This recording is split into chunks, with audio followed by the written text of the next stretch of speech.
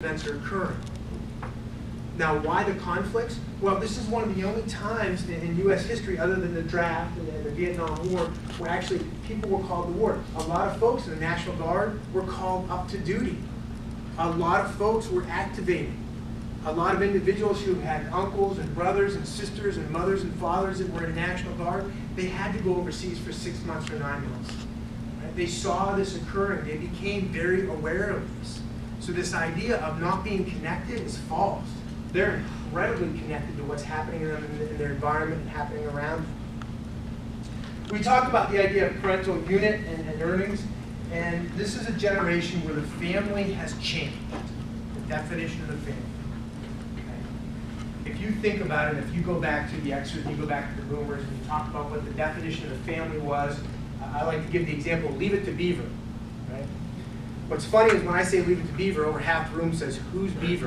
Right? It was the traditional family. It was the mother and the father that were married, and the 2.1 kids. I still haven't figured that one out. The 2.1 kids in the suburban home, and that was the family, right? It's not like that anymore. Okay? Children today, the individuals today entering the workforce, less than 25% come from that traditional leave it to Beaver type family. Okay? People are coming from families where, obviously, single parent, divorce situations, being raised by siblings, friends, neighbors, aunts, uncles. It's different. The family unit is different today than it has been in past generations.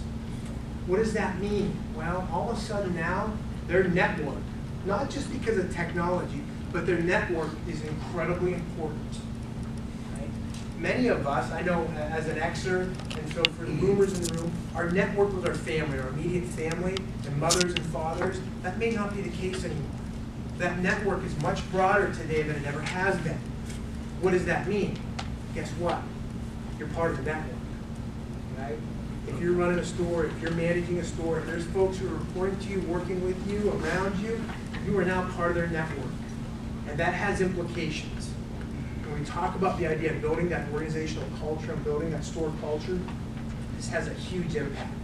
And sometimes we take it for granted and we can't do that. When we talk about parental earnings, we see that this is a generation where there has never been a greater division of wealth between the richest and the poorest. What's interesting and fascinating about it is, again, this is a generation that doesn't really see that and doesn't care about that. Whether you're rich or whether you're poor, if you have knowledge, if you can do something better than me, if you can teach me and make me better and get me to another level, I'm interested in working with you. Rich or poor, doesn't matter. We look at the last couple of things, we see 96% expect to go to college. That's a huge number. That was research not done by us, it was done by the Pew Research Foundation, and they found that 96% of high school students believe they're going to go to college. That number is actually less than 50%. What does that mean? Knowledge is power. This is a generation that views knowledge as something external that they want to go get. They've been taught, they've been raised in college and this graduate school and secondary education. This is a place where I get that knowledge, so I want to go get it.